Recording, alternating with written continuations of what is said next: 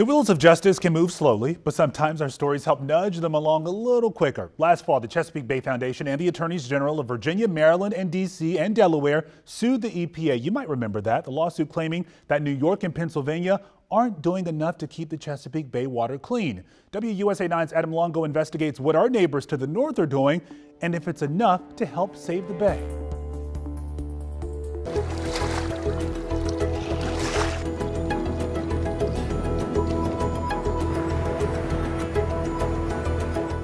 Chesapeake Bay here near Kent Island, Maryland, and the quality of the water where we are right here is very much dependent on what happens 350 miles away in Cooperstown, New York. That's where the Susquehanna River begins and where many of the problems begin for the Chesapeake Bay.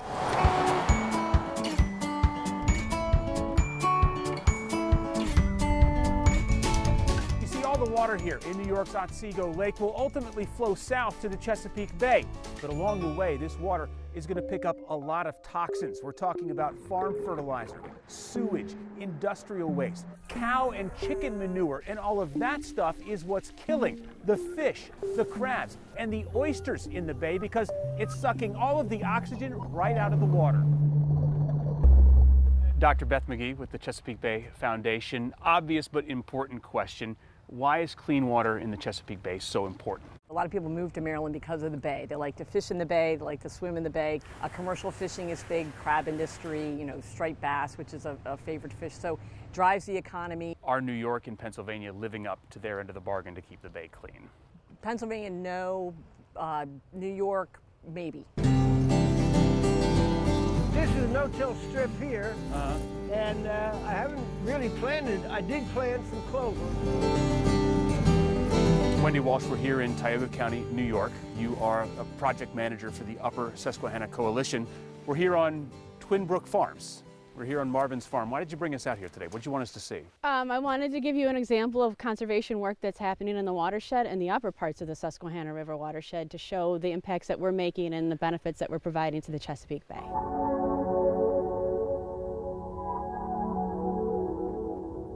So this is a riparian forest buffer. Our buffer is naturally filtering nitrogen, phosphorus, sediment that's coming off the hillside and keeping it out of the stream. So that's critical. I mean, having Yes. something like that is super important.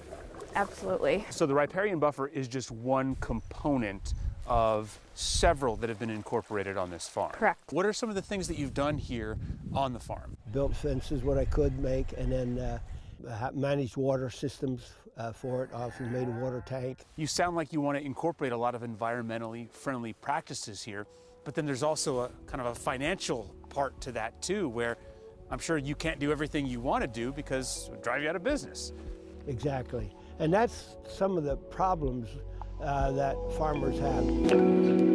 Agriculture is the largest pollution source coming into the bay. Pennsylvania has a huge farming industry, and so the challenge really there is getting their 32-something thousand farms to do things that we need to do for clean water.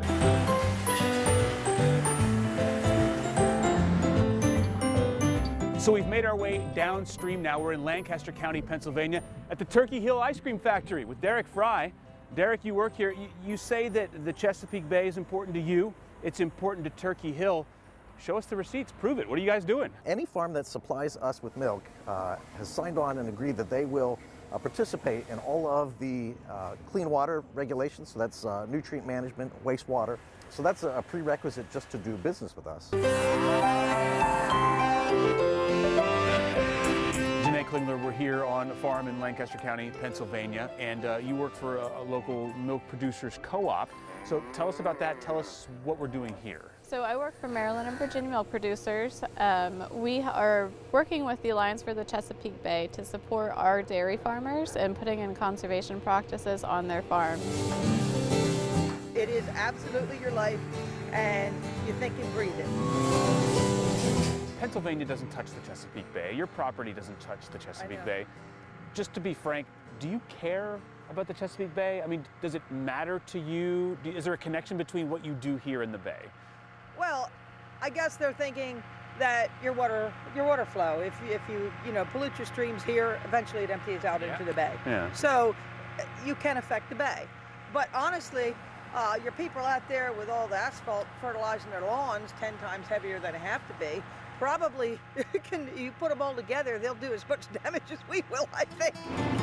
This is a manure storage pit, and this will allow the farm to collect all of the nutrients that the cows are producing in their manure and apply it to the land at the best times of year to do that. To have a manure pit like this is helping to keep all of the bad stuff from flowing into the streams and then ultimately into the Susquehanna. Right? Yep. You have to sell these farmers on these conservation practices. Is it a hard sell? You know what? Farmers want to do the right thing, and many times doing the right thing is not cheap. How much of the things that they've done on this farm are making a difference for the quality of the water and for the Chesapeake Bay? I think it's made a huge difference over the years. The more and more people realize that these practices do make a difference, and for what they can do for the quality of life, the profitability, the efficiency of the farms, they're implementing them more and more. And you can see that in the statistics of the runoff that's in the bay, of the nutrients that are in the bay. It's gone down over the last several years. By the way, Hershey's Chocolate and Land O'Lakes Butter in Pennsylvania have programs similar to Turkey Hills. Well, now let me bring you up to speed on that lawsuit against the EPA. The Chesapeake Bay Foundation says there are active settlement discussions underway. But every day without a solution is another day with 10 to 15 million pounds of nitrogen and phosphorus-based fertilizer and other water toxins flowing right into the Susquehanna River and on into the Chesapeake Bay. Adam Longo, WUSA 9.